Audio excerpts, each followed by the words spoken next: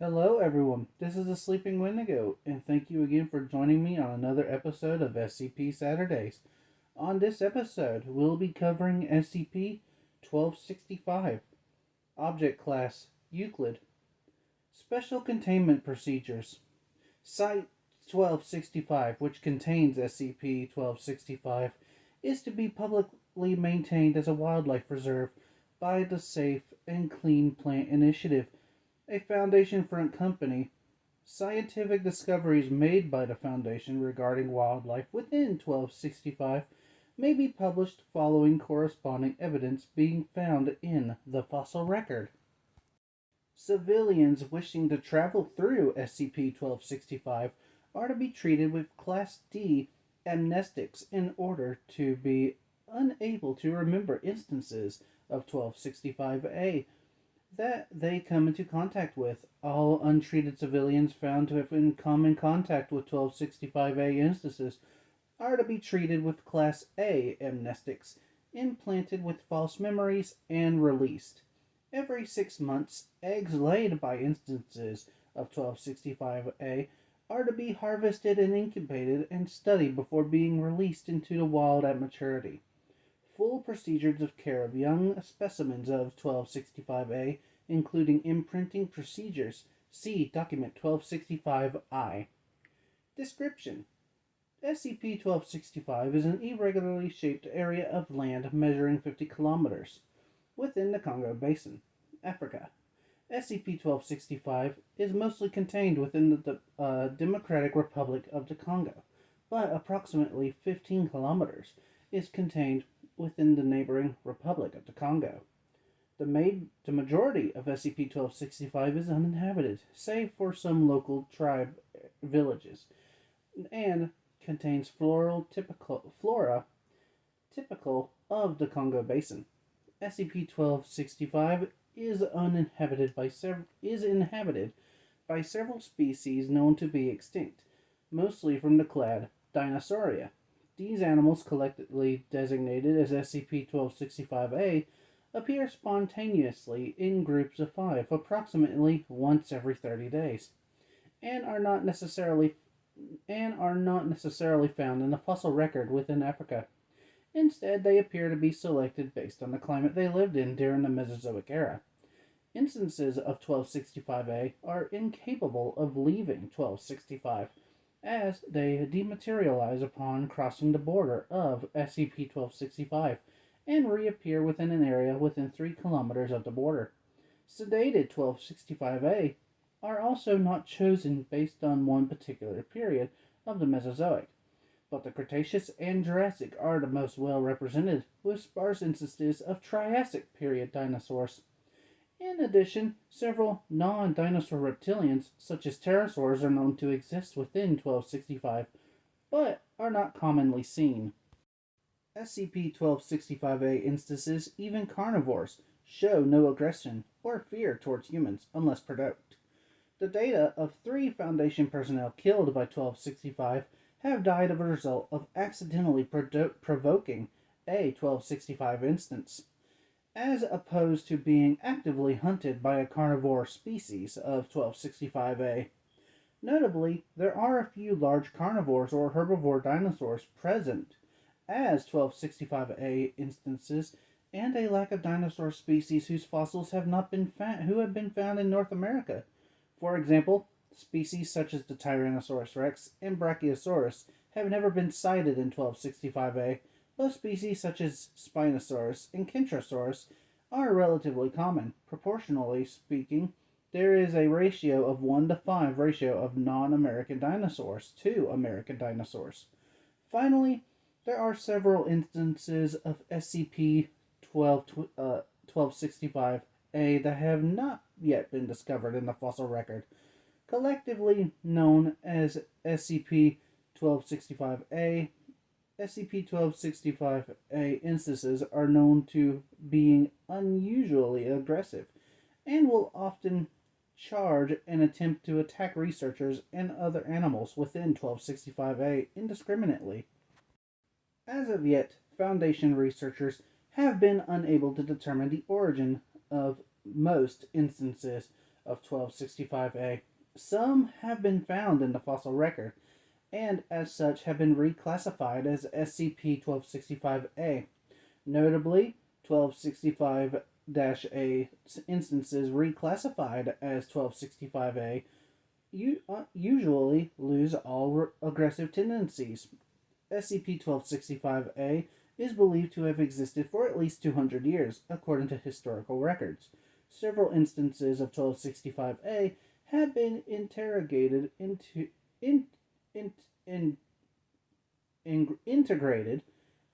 folklore of several tribes in the area near 1265. For further details, see Interview 1265-01. Interview 1265-01, an interview conducted by Dr. Wells in a Maboshi village 5.5 kilometers away from the perimeter of 1265, regarding 1265A sightings. All dialogue is translated from the Lengali language. Begin log. Dr. Wells, what can you tell me about the monsters? There are several of them in the jungle, almost all of them in the water. They do not eat people, though not most of them, except for Nagume Namone is like a big snake with legs, walks on all fours like a dog, and has a big ridge on its back that will eat you if it catches you. Dr. Wells, tell me about Mokele. Mokele Membe is the largest of them all. It is big enough to block rivers and make the lakes rise. It can breathe underwater, but it's not a fish, and the earth shakes when it walks. There is also Mebule, the beast with planks on its back. Dr. Wells produces illustrations of Camarasaurus and Kentrosaurus from his packs. Are these Mokele and Mebule? Yes and no. No. These do not have feathers. Everything else is right, but Mebule has feathers. So does Mokele. They are almost like birds in that way, but they do not fly. The ones that do fly have no feathers. What else can you tell me about the area? It is hexed. The Mokeles and the Mebulus and others cannot leave it without vanishing, nor can their eggs or meat. Years ago, hunters tried to bring back the carcass of a Mokele and took it to the whole village. When people reached the edge of the area, it simply vanished. How many people have gone into the area over the past several years? Many. They are hunters, but they do not want to kill. They wanted to find Mokele and nothing else. If they never succeed for whatever reason. Is it because they do not look in the right area for Mokele? Well, we tell them that it is dangerous, and it is. All people know the area is dangerous, and not to go near it. Dr. Wells, that will be all. Thank you for your cooperation. End log. Note: administration of asthmatics was not deemed necessary due to the familiarity of the majority of the village had with SCP-1265. Collected notes regarding SCP-1265-A. Notes taken during a monthly expedition through 1265 by Dr. Neal. I still find it fascinating that almost all instances of 1265-A, well, the dinosaurs at least, are feathered, not scaled. All I have to say is, Chin, eat your heart out. This blows Yixin out of the water. Wings come across a few carcasses, and he jokes a few times, wanting to see what they taste like. I don't trust dinosaur meat, especially given what we found at that farm in China. There are some trilobites in the water, however, and some natives sometimes come here to fish for them. They taste like prawns. As noted in the main description, the majority of them are from the clade Dinosauria and are all suited to fit the climate of the Congo. Several of them are quasi-amphibious, such as the Kentrosaurus, which prefers to spend time in water. Observations have shown that it can hold its breath for up to an hour at a time, As such, Kentrosaurus native to this area have large amounts of algae growing on their plates and spikes, occasionally giving an illusion that they are like living brush of some sort. Kentrosaurus are usually quite docile, but we've seen their thagamizers take a few trees down. Despite the theory created by Mr. Russell in the 1980s, there is absolutely no evidence that Troodon would ever evolve into a so-called dinosaurid, but they are rather intelligent. They have been seen using rudimentary tools in a manner similar to chimpanzees in order to pick fruits from trees and throw rocks at prey in order to injure them. We found a family of baryonyx today.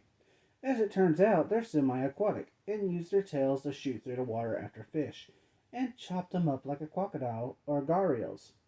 They appear to be associating with a clan of Spinosaurus. Dr. Moore was very disappointed at seeing a live Spinosaurus. I honestly can't blame him. They're mostly quadruped and have feathered coverings like a duck, more than anything else. Their skeletal structure is completely unsuited for walking upright, and the less said about the so-called spine, the better. Scientifically fascinating, but as a lifelong dinosaur enthusiast, I must grieve for such a titan.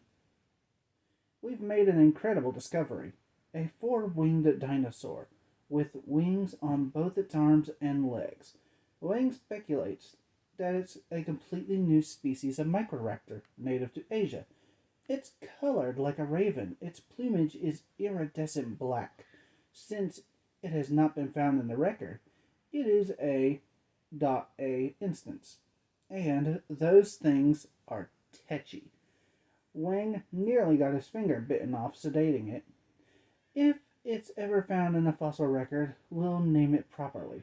But for now, it's just Microraptor foundationii. We finally found something that isn't feathered. It's a species of crocodilian, Postosuchus, late Triassic. It was drinking at the edge of a lake when suddenly a pack of Calliphis jumped out and attacked it. Several of them went for its throat, cutting its jugular. As soon as it bled out, they began stripping the corpse to the bone. It was astounding that almost like piranha tearing into a cow in the Amazon. We managed to collect the skeleton, and Huang noticed that the thing had 3 shattered ankles, as if it had fallen and landed on its feet. That's probably why they were able to take it down so easily. We saw a magnificent fight between a Therizinosaurus and a Carnotaurus. The Therizinosaurus practically decapitated the poor carnivore, which was about the same size. The Therizinosaur then did something rather odd. It cut open the Carnotaur's corpse, dipped its claws in blood, before scoring the trees around it with the dinosaur blood. I believe that this was done for the purpose of marking territory. It's actually rather fascinating, if somewhat gruesome. The Therizinosaur then ate a bit of flesh from the Carnotaur and left the area.